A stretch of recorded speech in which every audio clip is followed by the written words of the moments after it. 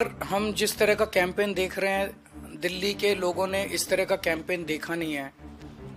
इस तरह की हिंसा आज तक दिल्ली के लोगों ने देखी नहीं है, जिसमें एक पूर्व मुख्यमंत्री के ऊपर कातिलाना हमला करने की कोशिश की जाए।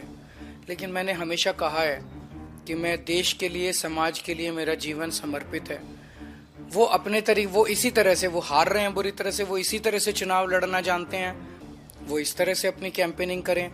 मैं लोगों के काम के लिए, लोगों की योजनाओं के लिए, लोगों के भले के लिए, उनके विकास के लिए योजनाएं ऐलान कर रहा हूं, अपना काम बता रहा हूं। हम उस तरह से अपना कैंपेन कर रहे हैं।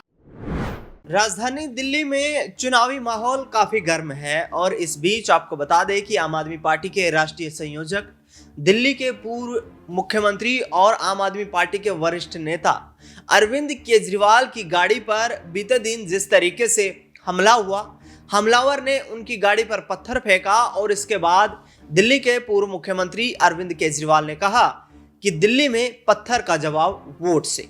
यानी कि साफ तौर पर कहीं ना कहीं अरविंद केजरीवाल हर उस मोड़ पर अपने राजनीतिक अनुभव का इस्तेमाल करते हुए विपक्षियों को निशाना बनाने की कोशिश कर रहे हैं और उसी आधार पर तमाम जो यहाँ पर जिस तरीके की अड़चनें उनके सामने आ रही हैं, इन तमाम अड़चनों से पार पाने का एक ही तरीका अपने कार्यकर्ताओं और दिल्ली के लोगों से यहाँ पर बताते हुए नजर आ रहे हैं कि भारतीय जनता पार्टी या कोई और विपक्षी दल जो भी हम पर जुल्म ढाएगा, सीधे तौर पर दिल्ली की जनता वोट से उनका हिसाब किताब करेगी।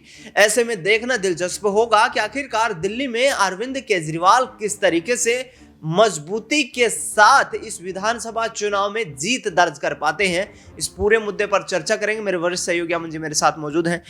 सर, अरविंद केजरीवाल पर तमाम जो है यहाँ पर जिस तरीके से उनके पिछले कार्यकाल के जो दावे रहे, उनके आधार पर बीजेपी की तरफ से कहा जा रहा है कि भाई जमुना सफाई का बड़ा वादा था और अरविंद केजरीवाल ने तो खुद कहा था कि 2024 तक यदि मैं जमुना साफ ना कर पाऊं तो दिल्ली के लोग मुझे वोट ना दें। इसी के साथ जो स्वच्छ पेयजल की योजना थी वो भी अधर में लटकती हुई नजर आ रही है। बसें जो थी वो नहीं खरीद पाई दिल्ली सरकार और हर सड़क के ऊपर देखा जाए तो हर 10 किलोमीटर में एक बस जो है खराब ब्रेकडाउन स्थिति में पाई जाती है। यानी कि साफ तौर पर बीजेपी अरविंद केजरीवाल को जुमलेबाज बता रही है और दूसरी तरफ यहाँ पर हर मोर्चे पर दिल्ली की जनता के भरोसे बैठे नजर आ रहे हैं अरविंद केजरीवाल। उनका साफ तौर पर कहना है कि बीजेपी के पास केंद्र में सत्ता है, ताकत है, पुलिस है, लेकिन जनता के हाथ में उनका वोट है और ये वोट ही सबसे बड़ी ताकत है। इन तमाम जो यहाँ पर अत्याचार हो रहे हैं, इन सब का हिसाब वोट से होगा। कितनी सफलता अरविंद केजरीवाल को मिलेगी? देखिए दिनेश जी, कल भी हमने देखा जिस तरह से अरविंद केजरीवाल की गाड़ी के ऊपर हमला होता है, ईंट फेंकी जाती है। दरअसल देखिए जाहिर बात यहाँ पर ही निकल कर आती है कि क्या बीजेपी के पास अब कोई मुद्दा बचा नहीं। आप देखिए जिस वीडियो में कहा जा रहा है, प्रवेश वर्मा जो प्रत्याशी भी हैं, पूर्व सांसद भी हैं नई दिल्ली से, और कह सकते हैं कि उनका जो स्टेटमेंट निकल कर आता है कि भाई आम आदमी पार्टी के जो कह सकते हैं बड़े नेता हैं, पूर्व मुख्यमंत्री हैं अरविंद केजरीवाल, उनकी गाड़ी से 2-3 लोगों को टक्कर मार दी गई, यहाँ तक कि पैर टूट गया। मैं अस्पताल में मिलने जा रहा हूँ, लेकिन जब वो व्यक्ति नजर आता है, चलता हुआ नजर आता है, अस्पताल में भी बिना कोई ऐसा प्लास्टर वगैरह नहीं नजर आता है। तो ये तमाम जो प्रोपेगेंडा क्रिएट किया जा रहा है, तमाम जो माहौल बनाया जा रहा है बीजेपी की तरफ से, ऐसा लगता है कि बीजेपी इसमें मुद्दा विहीन नजर आ रही है दिनेश। और ये लगातार आपने जैसा 2-3 बातों का जिक्र किया, चाहे बस की बात करें या यमुना सफाई की बात करें या फिर हम और तमाम मुद्दों की बात करें, देखिए 100% चीजें कहीं भी मुकम्मल नहीं हो पाती, कहीं ना कहीं कमी रह जाती है। अब अगर बीजेपी पे पलटकर पूछा जाए कि क्या बीजेपी ने जो बातें किए थे क्या वो पूरे कर पाई,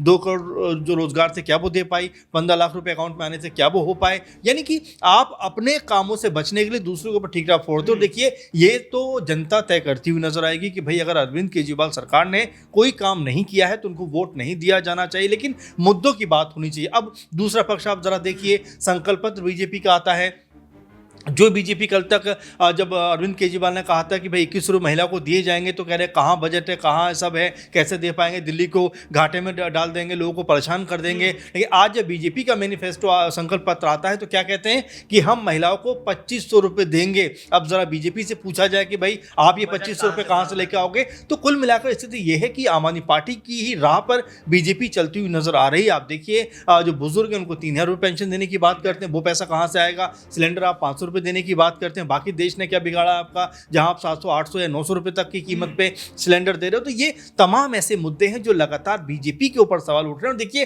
उससे भी बड़ी बात की चलिए मुद्दों की आप बात कर रहे हैं, जाहिर बात है मुद्दों पे लड़ाई होनी चाहिए, विकास की बातें होनी चाहिए, लेकिन जिस तरह से अरविंद केजरीवाल की गाड़ी के ऊपर हमला हुआ है, देखिए पूर्व मुख्यमंत्री है, बड़ा चेहरा है, इस तरह का अगर कोई अभी कह सकते हैं कि हमला करता है तो जाहिर बात है किसी पार्टी को शोभा नहीं देता।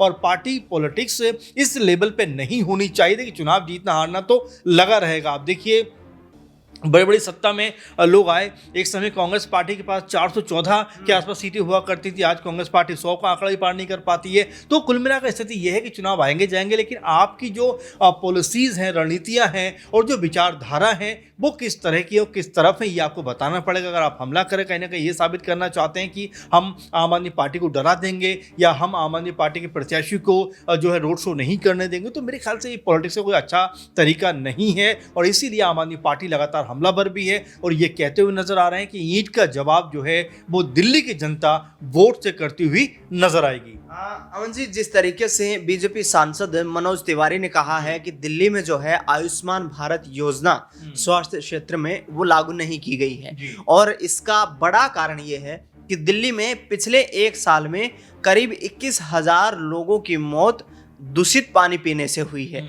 आखिरकार अरविंद केजरीवाल की जो संजीवनी योजना है उस पर क्या भारतीय जनता पार्टी की आयुष्मान कार्ड की योजना जो केंद्र सरकार की है, और इसी के साथ साथ जो बुजुर्गों के लिए एक योजना कांग्रेस पार्टी भी लेकर के आई है कि 25 लाख रुपए तक का फ्री इलाज हम देंगे, क्या ये अरविंद केजरीवाल की रणनीति पर भारी पड़ता हुआ नजर आएगा? देखिए, मुझे ऐसा लगता है दिनेश जी कि पहला दाव जो मारता है वो ज्यादा ताकतवर, ज्यादा सफल रहता है। क्योंकि देखिए, जिस तरह से अरविंद केजरीवाल के बारे में अगर आप देखें तो शुरुआत से ही लगातार मुद्दों की बात करें। आप देखिए, जिस तरह से अंबेडकर जी का अपमान हुआ, अरविंद केजरीवाल तुरंत दलित सम्मान योजना लेकर आ जाते हैं, महिलाओं के ऊपर तमाम सारे सवाल उठाए गए। आप देखिए, चाहे रमेश बिधूड़ी हो, चाहे और तमाम लीडर्स हो, जिस तरह से महिलाओं के ऊपर और खासकर आतिशी के ऊपर उन्होंने हमला किया। अरविंद केजरीवाल कहने लगे महिला सम्मान योजना, यानी कि मुद्दों की बात कहीं ना कहीं करते हुए नजर आ रहे हैं। बीपीएससी वाला हम मामला देख रहे हैं, बिहार में जिस तरह से उनके ऊपर लाठी से हमला किया जाता है। दिल्ली में कहते हैं कि भाई मेट्रो में, अरविंद केजरीवाल कहते हैं कि मेट्रो में 50% उनको जो है माफ कर देना चाहिए। और ये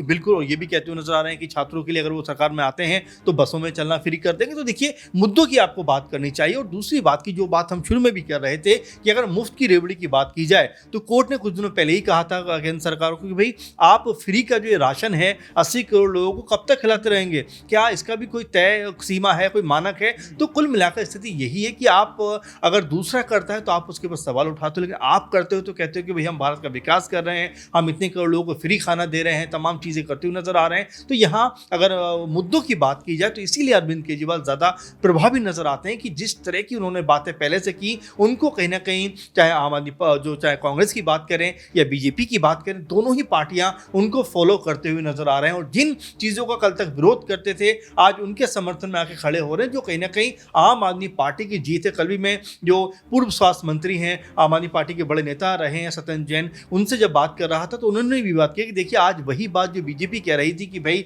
हम इन सब चीज़ों का विरोध करते हैं, आज वो खुद कॉपी करते हुए नजर आते हैं। तो कुल मिलाकर यहाँ पे साफ हो जाता आईना कि बीजेपी के लिए दिल्ली चुनाव जीतना मकसद तो है, लेकिन जो रणनीतियां होनी चाहिए, जो समीकरण होने चाहिए और जो उनकी बनी हुई कुछ योजनाएं होनी चाहिए, उसका अभाव नजर आता है। इसलिए आम आदमी पार्टी की जो योजनाएं हैं उनसे प्रेरित होकर वो अपना संकल्प पत्र बनाते हैं और उसमें भी वो वही बात कहते हुए नजर आते हैं जिसका कल तक विरोध करते थे। आखिरी सवाल ये रहेगा कि बिहार के दौरे पर बीते दिन राहुल गांधी, कांग्रेस पार्टी के दिग्गज नेता, लोकसभा में नेता प्रतिपक्ष हैं, वो पहुंचे वहां पर। उन्होंने लोगों से कहा कि भाई आपके सगे संबंधी, आपके रिश्तेदार जो हैं वो राजधानी दिल्ली में काम करते हैं, वहां पर एक तरीके से लेबर फैक्ट्री बिहार को बना करके मजदूरों को सप्लाई किया जाता है, तो उनसे वोट की अपील कीजिए कि यहाँ पर दिल्ली में एक बदलाव किया जाए। कांग्रेस पार्टी हर उस नागरिक के हितों की रक्षा करेगी जो इस देश का नागरिक है।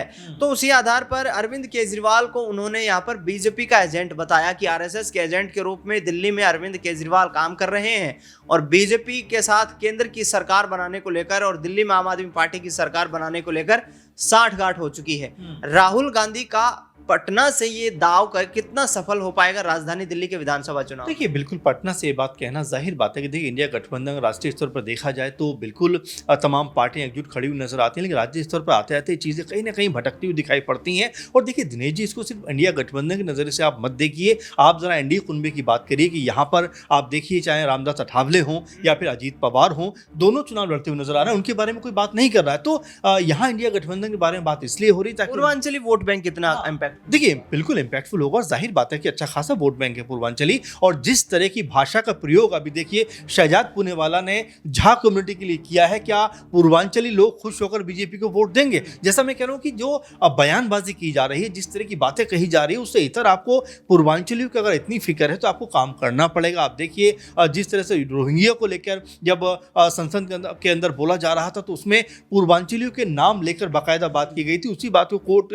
संजय सिंह ने भी किया। तो यहाँ कहीं ना कहीं मुश्किलात बीजेपी की रही है कि जो हवा बनानी चाहिए थी, जो पक्ष में एक कह सकते हैं कि एंटी इनकम्बेंसी है, उसको लेकर माहौल बनना चाहिए था, वो बनता हुआ नजर नहीं आ रहा है। इसीलिए मुझे लगता है कि जो हमले हो रहे हैं, जिस तरह से एक के बाद एक अनाप शनाप बयानबाजी हो रही है, और अगर चुनाव आयोग की बात की जाए तो कल आप देखिए कि जिस तरह से अरविंद केजरीवाल, मनीष सिसोदिया और सत्येंद्र जैन के ऊपर एक जो शॉर्ट फिल्म बनी थी जिसमें बताया गया था कि जेल में क्या क्या कुछ उनके साथ हुआ, क्या क्या चीज़ें हुई, उसको लेकर एक फिल्म बनी थी, उसकी स्क्रीनिंग को रोक दिया गया। वहीं आप देखिए प्रवेश वर्मा जूते बांट रहे हैं, चप्पल बांट रहे हैं, पैसे बांट रहे हैं, साड़ियाँ बांट रहे हैं, उनको कोई कुछ कहता हुआ नजर नहीं आ रहा। तो ये तमाम जो पहलू है इस बात की तरफ इशारा करते हैं कि क्या जो विपक्षी दल हैं या जो कह सकते हैं कि चुनाव आयोग जिनको कह सकते हैं सत्ता पक्ष की ज़्यादा जिससे फिक्र नजर आती है, क्या जो विपक्षी खेमे हैं उनके बारे में भी कुछ सोचती है? क्योंकि कल भी ये बात कही गई आम आदमी पार्टी की तरफ से कि चुनाव आयोग जो है वो आंखों पर पट्टी बांध कर बैठा है और ये कतई बर्दाश्त नहीं किया जाएगा, कतई सही नहीं है, क्योंकि सबको बराबरी के मौके मिलने चाहिए। सबको बराबरी का अधिकार है और इस अधिकार की लड़ाई ही विधानसभा चुनाव में तमाम राजनीतिक पार्टियां लड़ रही हैं। देखना ये होगा कि किसका भाग्य उदय हो पाता है। क्या कांग्रेस पार्टी शीला दीक्षित के विकास मॉडल के आधार पर दिल्ली में कुछ उलटफेर कर पाएगी, या फिर भारतीय जनता पार्टी प्रधानमंत्री नरेंद्र मोदी, अमित शाह जैसे प्रभावशाली चेहरों के दम पर दिल्ली में दंगल में जीत दर्ज करने की ओर अग्रसर होगी, या फिर आम आदमी पार्टी चौथी बार जीत का चौका लगाते हुए सरकार बनाने में कामयाब हो जाएगी? फिलहाल इस खास कार्यक्रम में इतना ही। देश दुनिया की तमाम बड़ी खबरों के लिए आप देखते रहिए SPN 9 न्यूज।